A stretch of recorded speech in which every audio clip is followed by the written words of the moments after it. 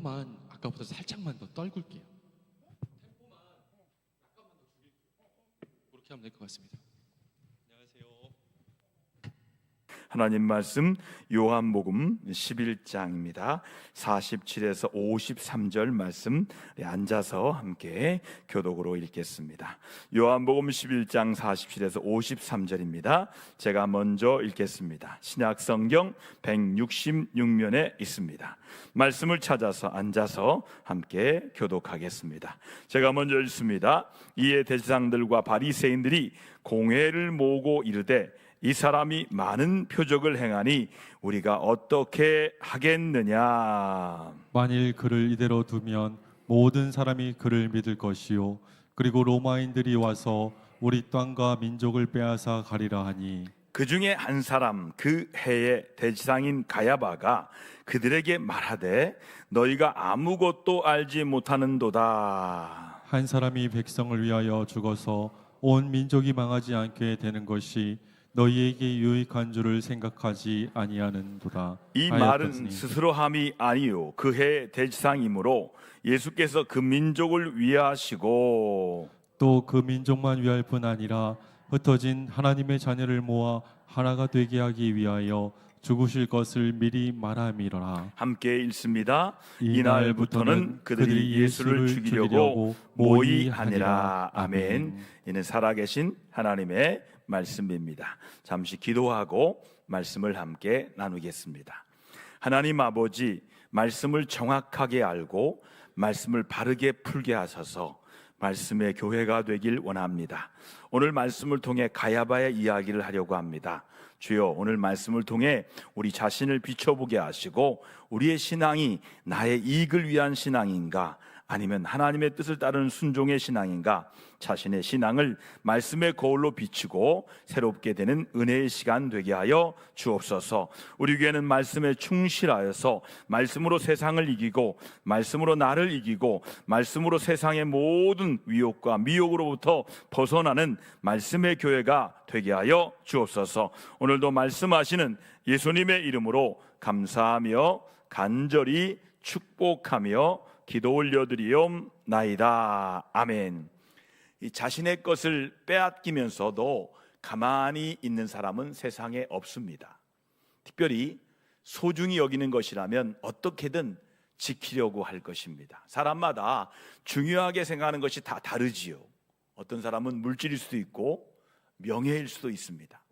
누군가에게 관계일 수도 있고 자녀일 수도 있습니다. 예수님 당시에 가야바라는 사람이 있었습니다. 이 대제사장으로 예루살렘에서 가장 큰 권력을 가진 사람이었습니다. 그는 로마 사람들과 이스라엘 사람들 사이에 중개인 역할을 했습니다. 그리고 대제사장으로서 성전의 모든 일을 다 주관했습니다.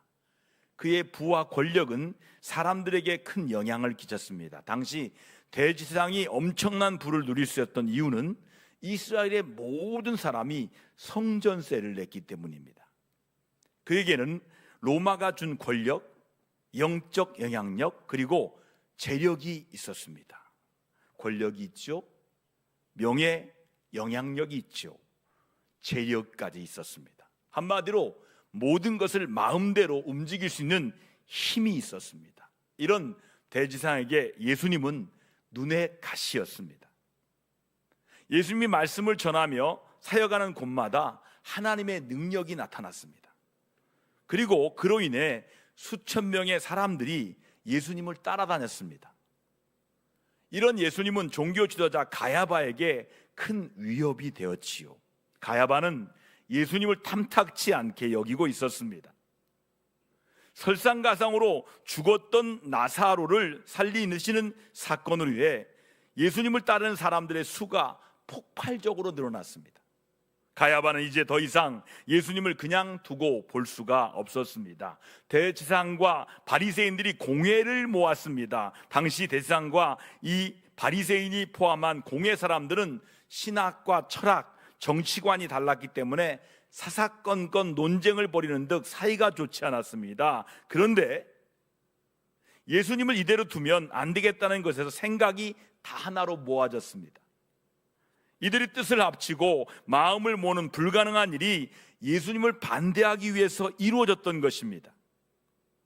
공회에 모인 사람들은 당시 사회의 기득권자들이었습니다. 이들은 예수님을 위협적인 존재로 결론을 내렸습니다. 그분으로 인해서 자신들의 자리가 위태로울 수 있다고 판단하자 한마음과 같은 소리로 대항했습니다. 십자가를 둘러싼 이 사건을 통해 우리는 예수님께 저항하는 어리석음에 대한 중요한 진리를 배울 수가 있습니다. 여러분, 십자가 둘러싼 이 사건을 통해 우리는 예수님께 저항하는 어리석음에 대해 중요한 진리를 오늘 말씀으로 깨닫고 그 말씀의 진리가 우리 마음에 잘 새겨지는 은혜의 밤 되기를 축원합니다. 첫 번째 진리는 예수님께 저항할 때 입을 손해를 알라고 말씀합니다. 여러분, 세상에 예수님께 저항할 때 입을 손해가 있음을 알라라고 말씀하시는 거예요. 예수님께 저항하면 손해본다는 거예요. 여러분, 예수님이 눈에 가시었던 종교 지도자들은 그분을 함정에 빠뜨리기 위해서 곤란한 질문들을 던졌습니다. 아까 말했던 신천지가 교회 다니는 사람들에게 성경 구석구석에 애매한 질문들을 합니다. 한 80가지가 있습니다. 아까 말했던 질문, 아담은 첫사람이냐 첫 목자냐? 첫 목자라고 그들은 주장하고 있잖아요. 마지막 목자는 이만이다, 이렇게 말합니다. 그러니까 그들은 곤란한 질문을 해서 믿음의 사람들을 곤란하게 넘어뜨린 사람, 바로 신천지 이단들입니다. 그 당시에 대지상도 그 마찬가지였어요. 예수님께 곤란한 질문을 하는 거예요.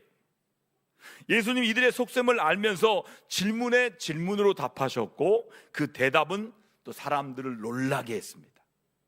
여러분, 종교 지도자들은 자신의 계략이 실패했다는 것을 깨달았습니다. 그들은 이미 예수님이 평범한 사람이 아니라는 것을 알아차렸습니다. 귀신을 내쫓고 병자를 고치고 죽은 사람을 살리는 등 예수님이 행한 수많은 이적과 기적에 대해서 보고 들었습니다. 그렇기 때문에 종교 지도자들은 예수님을 함정에 빠뜨리려고 하면서도 그것이 하나님에게 대항하는 일이라는 사실을 알았습니다. 그럼에도 불구하고 예수님을 곤란하게 한 이유는 지금 당장 중요한 권력과 부를 버릴 수 없었기 때문입니다. 예수님 때문에 자기들이 갖고 있는 권력과 부를 빼앗길 것 같은 그 위기감 때문에 그들은 예수님을 곤란하게 만들었던 거예요. 예수님의 권위를 인정하는 것은 큰 대가를 치러야 한다는 의미였습니다. 그들에겐 그 대가가 받아들일 수 없는 손해처럼 느껴졌습니다. 오늘날에도 이런 계산 때문에 예수님을 따르길 망설이는 사람들이 종종 있습니다. 주일 예배에 가기 위해서 아침잠을 포기해야 하고, 교회에 봉사하려면 주말 시간을 드려야 합니다. 예수님을 따르기 위해서는 포기할 것들이 분명히 있습니다. 그렇기 때문에 믿음의 길은 희생이며 손해라고 생각하는 것입니다. 여러분, 정말 그럴까요? 예수님과 함께하는 삶은 손해일까요? 따라합시다. 그렇지 않습니다. 그렇지 않아요. 여러분, 많은 것을 당장 포기하고 손해를 감수할 것 같지만 결국은 예수님께서 우리의 모든 드림을 갑절의 축복으로 갚아주신 비결이 되는 거예요. 따라합시다. 예수님께 하나 드리면 예수님이 2개 주신다. 아멘. 이게 신앙생활이에요. 갑절의 축복을 얻는 비결이 드리는 비결이에요. 여러분, 예수님을 따르는 사람들은 그분이 주시는 축복과 영생을 다 얻습니다. 진짜 손해는 그분을 따르지 않는 게 진짜 손해입니다. 결국 가야바는 자신이 그토록 지키고 싶었던 지위와 인기, 돈, 영생을 모두 다 잃어버렸어요. 예수님을 압박하고 신문하면서 대항했지만 모든 것을 잃은 쪽은 가야바 자신이었습니다.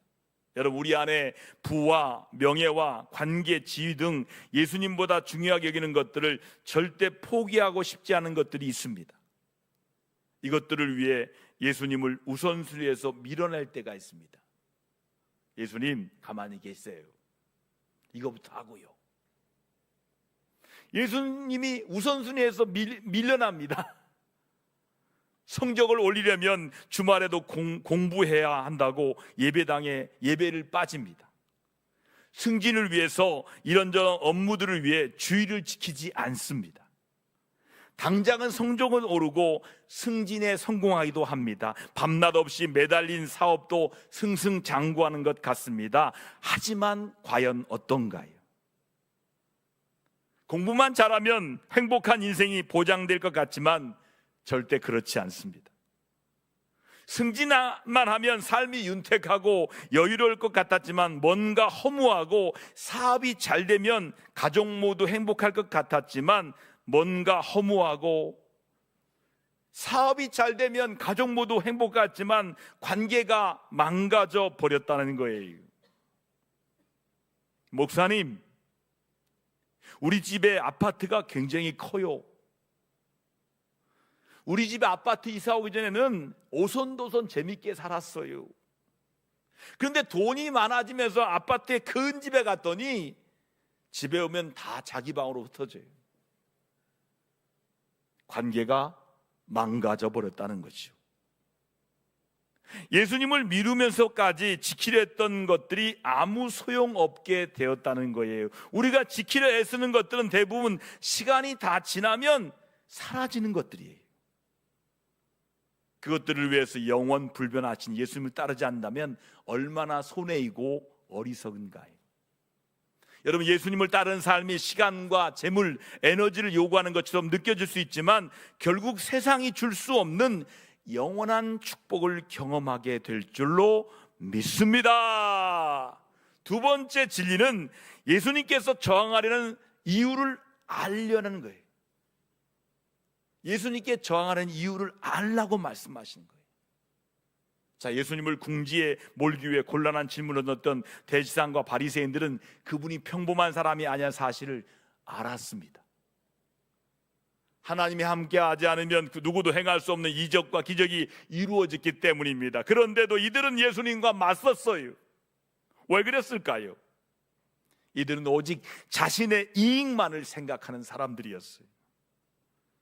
하지만 예수님께 대항하는 명분도 있었습니다. 앞으로 더 많은 사람들이 예수님 따르면 로마가 자신들의 땅과 민족을 빼앗을 것이라고 핑계댔습니다. 겉으로는 이스라엘과 민족 성전을 무척이나 사랑하는 것처럼 보였지만 사실 이것은 자신의 이익을 챙기기 위한 핑계거리에 불과했습니다.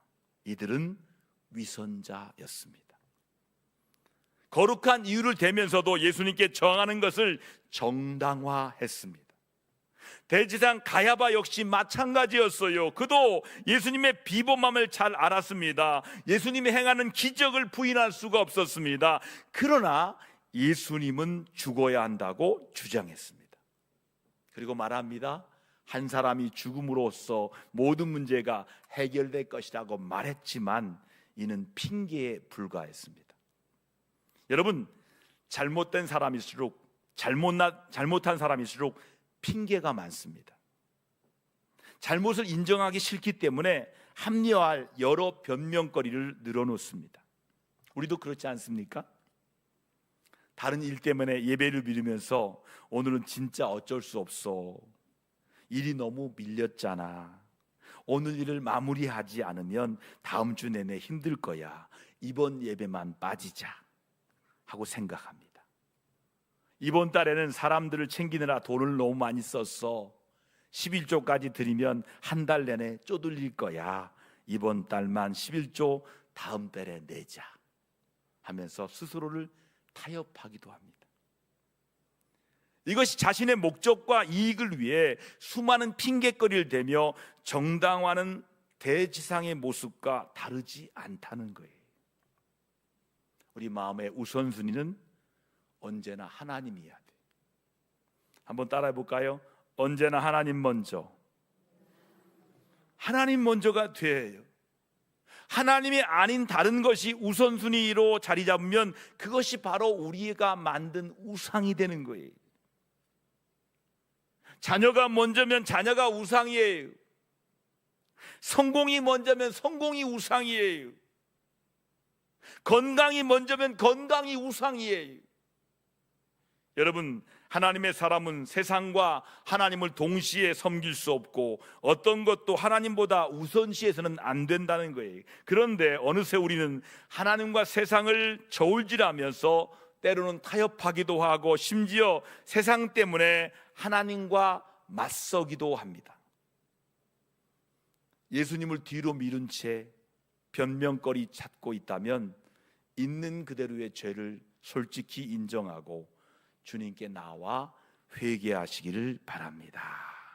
가야바는 돌이킬 수 없는 결정을 했지만 아직 우리에게는 돌이킬 수 있는 기회가 있음을 아시기를 바랍니다.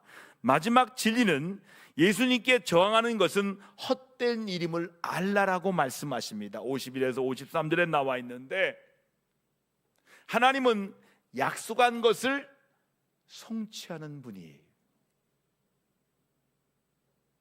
신천지는 구약과 신약을 이렇게 말하죠. 구약은 옛날의 약속이고 신약은 새 약속이다. 틀렸습니다. 약속은 그게 아니에요. 신약은 옛 언약의 말씀이에요. 구약은 새 언약의 말씀이에요. 언약은 인간이 깨트려도 하나님이 지키는 게 언약이에요. 약속은 깨치면 끝나는 거예요.